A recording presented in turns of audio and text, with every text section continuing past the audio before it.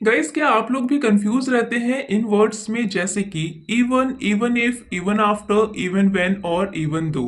तो आज की क्लास आप लोगों के लिए होने वाली है, क्योंकि आज की क्लास में हम लोग इवन को बिल्कुल डिटेल में समझेंगे। हम लोग समझेंगे कि इवन जब अकेला आता है तब इसका क्या मतलब होता है, और इवन के साथ जब अदर वर्ड्स ऐड हो जाते हैं जैसे कि इफ, आफ्टर, व्हेन एंड दो, तब इनका मतलब क्या हो जाता है और इनका यूज हम कैसे अपने डे टू डे लाइफ में कर सकते हैं।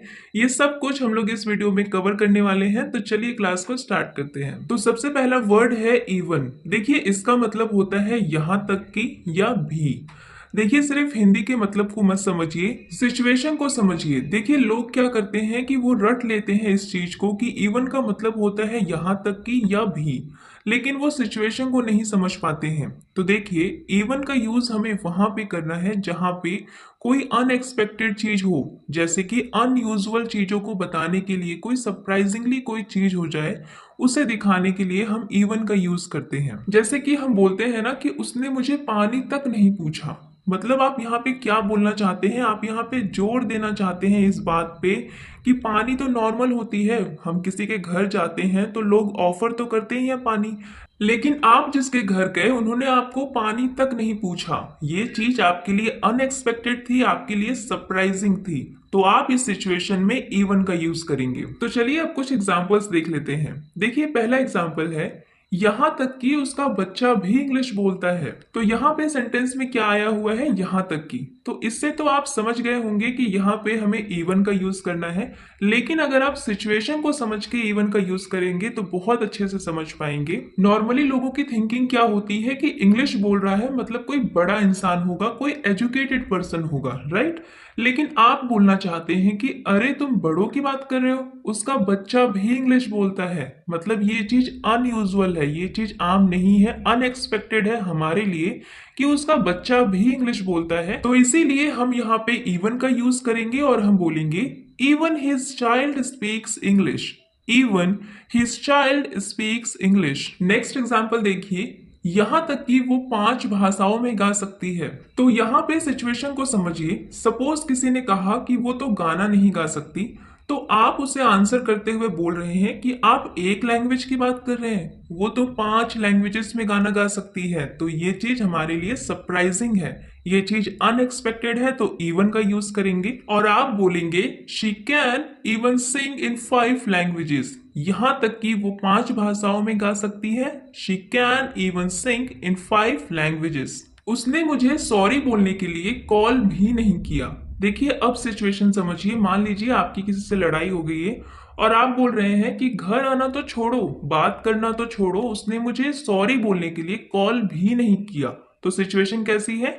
अनएक्सपेक्टेड है, अनयूजुअल है। तो इवन का यूज करेंगे तो सेंटेंस हो जाएगा he did not even call me to say sorry. तो यहाँ पे हम लोगों ने जितने भी सेंटेंसेस देखे हैं उन सभी में इवन कहीं पे सब्जेक्ट से पहले आ रहा है और कहीं पे वर्ब से पहले। तो हमें कैसे समझ में आएगा कि एक सेंटेंस में हमें इवन को कहाँ पे प्लेस करना है? क्या हम सब्जेक्ट से पहले लिखे या फिर हम वर्ब से पहले लिखे? तो चलिए इसे भी समझते हैं। तो देखिए, सेंटेंस में इवन की प्लेसमेंट इस बात पर निर्भर करती है कि आप किस चीज पर जोर देना चाहते हैं। अगर आप सब्जेक्ट पर जोर देना चाहते हैं तो इवन को सब्जेक्ट से पहले लिखिए, और अगर आप वर्ब यानी कि एक्शन पर जोर देना चाहते हैं तो आप इवन को वर्ब से पहले लिखेंगे। अब इसी कॉन्सेप्ट को हम सेंटेंसेस में अप्लाई करके देखेंगे। तो देखिए, यहाँ पे 2 सेंटेंसेस लिखे हुए हैं। पहला सेंटेंस है यहां तक कि उसने भी मेरी मदद की, और दूसरा सेंटेंस है उसने तो मेरी मदद भी की। तो देखिए, पहले वाले एग्जाम्पल में आप समझने की कोशिश कीजिए कि क्या आप सब्जेक्ट पे जोर देना चाहते हैं या फिर आप एक्शन पे जोर देना चाहते हैं। देखिए, इसे एक सिचुएशन से समझेंगे। मान लीजिए आपके कुछ दोस्त हैं, उन्होंने आपकी हेल्प की, लेकिन एक बंदा उसमें से ऐसा था जो आपका दोस्त नहीं था, आपका कुछ भी नहीं था, लेकिन फिर भी उसने आपकी हेल्प की।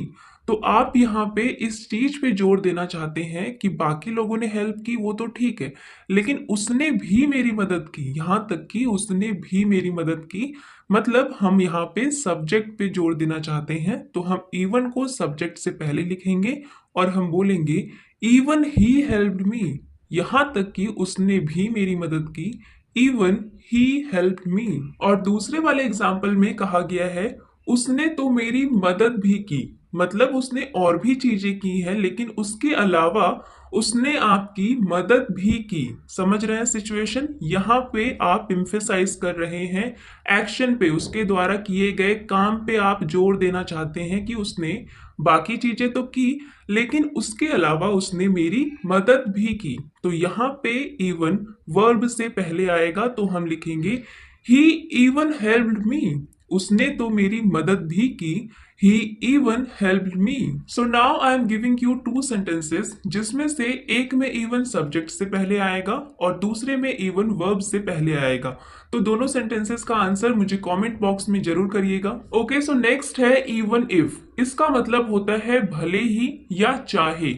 देखिए ये कंडीशनल सेंटेंसेस होते हैं क्योंकि इवन के साथ क्या लग गया है, इफ, और जब इफ लग जाता है तब ये कंडीशन को दिखाता है कि भले ही ऐसा हो ना तो भी ऐसा नहीं होगा, या फिर चाहे ऐसा हो तो भी मैं ये करूंगा। मतलब इसमें सेंटेंस दो टुकड़ों में बटेगा। सेंटेंस का एक पार्ट कंडीशन दिखाएगा और दूसरा पार्ट उसका रिजल्ट दिखाएगा कि अगर ऐसा हुआ ना तो ऐसा होगा। तब हम यहाँ पे इवन के साथ इफ का यूज करेंगे। चलिए देखते हैं एग्जांपल्स। तो पहला एग्जांपल है भले ही बारिश हो जाए हम पिकनिक पर जाएंगे। देखिए सिचुएशन को समझिए, बारिश हुई नहीं है, हम बस अज्यूम कर रहे हैं, एक कंडीशन हम ऐसा रख रहे हैं कि अगर बारिश होगी ना तो भी हम पिकनिक पर जाएंगे। तो सेंटेंस का पहला पार्ट भले ही बारिश हो जाए ये कंडीशन है और दूसरा पार्ट हम पिकनिक पर जाएंगे ये उसका रिजल्ट है।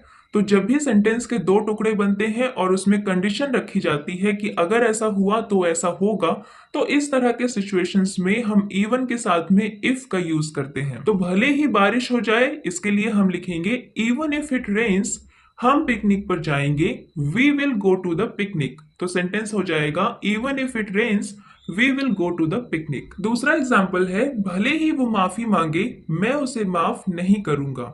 देखिए इसी सेंटेंस को आप इस तरह से भी बोल सकते हैं कि यहां तक कि अगर वो माफी भी मांगता है ना तो भी मैं उसे माफ नहीं करूंगा। तो भले ही वो माफी मांगे इसके लिए हम लिखेंगे even if he says sorry मैं उसे माफ नहीं करूंगा, I will not forgive him. Even if he says sorry I will not forgive him. चाहे तुम फ्लैट ही क्यों ना ले लो तुम्हारा दोस्त तुम्हारे घर नहीं आएगा। देखिए उसने फ्लैट लिया नहीं है, ये हम बस एक अज्यूम कर रहे हैं, बस एक कंडीशन रख रहे हैं कि अगर तुम फ्यूचर में फ्लैट लेते भी हो ना तो भी तुम्हारा दोस्त तुम्हारे घर नहीं आएगा। तो चाहे तुम फ्लैट ही क्यों ना ले लो, even if you purchase a flat तुम्हारा दोस्त तुम्हारे घर नहीं आएगा। Your friend will not come to your house, even if you purchase a flat your friend will not come to your house. तो इवन का मतलब होता है भले ही या चाहे। देखिए आप इवन इफ को इस तरह से भी याद रख सकते हैं कि इवन का मतलब होता है यहां तक की और इफ का मतलब होता है अगर। तो इवन के साथ इफ ऐड हो जाएगा तो पूरा मीनिंग क्या निकलेगा, यहां तक कि अगर, मतलब यहां तक कि अगर ऐसा होता है तो भी ऐसा होगा। तो इस तरह की कंडीशन में, इस तरह के सिचुएशन में आपको इवन के साथ में इफ का यूज करना है। नेक्स्ट वर्ड है इवन व्हेन। देखिए इवन का क्या मतलब होता है, यहां तक की, और व्हेन का मतलब होता है जब। तो जब दोनों साथ में आएंगे तो कंप्लीट मीनिंग होगा यहां तक कि जब।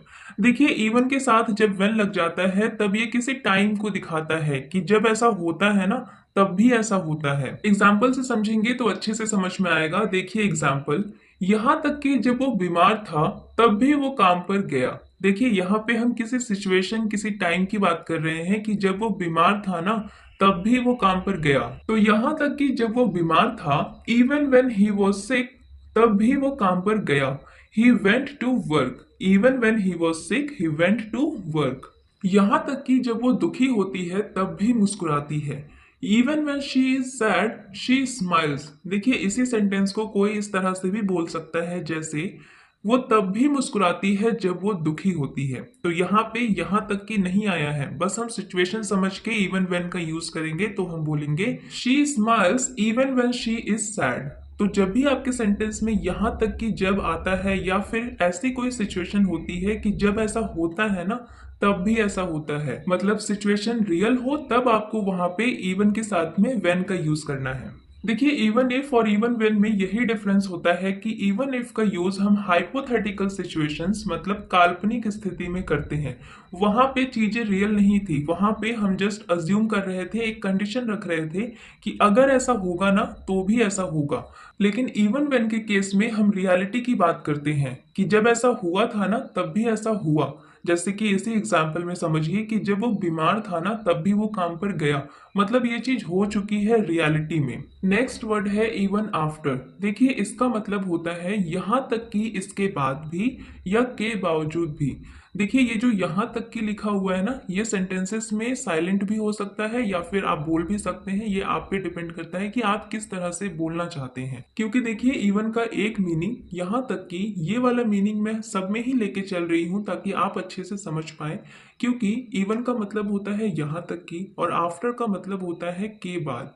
तो दोनों जब साथ में मिल जाएंगे तो क्या हो जाएगा, यहां तक कि इसके बाद भी या फिर यहां तक कि उसके बाद भी।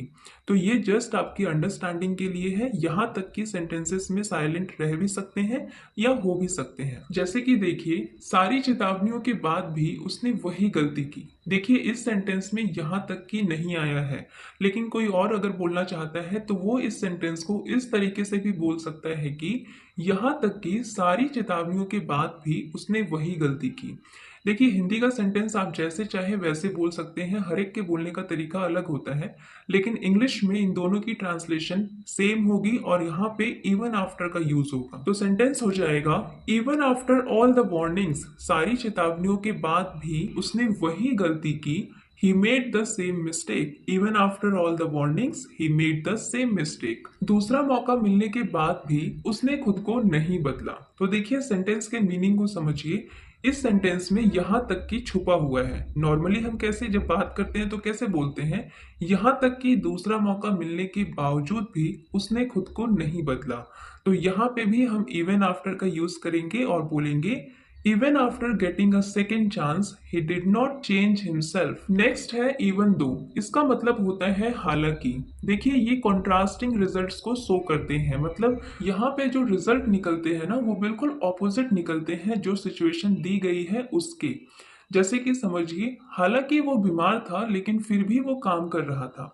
अब देखिए वो बीमार था तो हमें क्या लगा कि वो रेस्ट लेगा, वो सोएगा, लेकिन वो क्या कर रहा था, वो काम कर रहा था। तो जो सिचुएशन हमें दी गई थी कि वो बीमार था, इसके अकॉर्डिंग जो रिजल्ट निकला वो बिल्कुल ही ऑपोजिट निकला। तो इस तरह के सिचुएशंस में हमें इवन दो का यूज करना होता है। तो यहाँ पे सेंटेंस हो जाएगा even though he was sick. हालांकि वो बीमार था फिर भी वो काम कर रहा था। He was working. इसी सेंटेंस को आप इस तरह से भी बोल सकते हैं, he was working even though he was sick. तो हिंदी में सेम मतलब निकलेगा, इंग्लिश में आप सेंटेंस को आगे पीछे कर सकते हैं, इट डिपेंड्स ऑन यू। हालांकि वो गुस्से में थी लेकिन फिर भी उसने उसे माफ कर दिया। देखिए अब वो गुस्से में थी तो हम ये एक्सपेक्ट कर रहे थे कि ये रिजल्ट निकलेगा कि वो माफ नहीं करेगी, लेकिन रिजल्ट क्या निकला, बिल्कुल ऑपोजिट निकला। गुस्से में होते हुए भी उसने उसे माफ कर दिया। तो यहाँ पे भी हम इवन दो का यूज करेंगे और हम बोलेंगे even though she was angry she still forgave him. हालांकि वो गुस्से में थी फिर भी उसने उसे माफ कर दिया। Even though she was angry she still forgive him. So guys I hope ये छोटी सी वीडियो आप लोगों के लिए हेल्पफुल रही हो। अगर आपको ये वीडियो पसंद आई हो तो प्लीज इस वीडियो को लाइक कीजिएगा और अपने फ्रेंड्स के साथ भी शेयर कीजिएगा।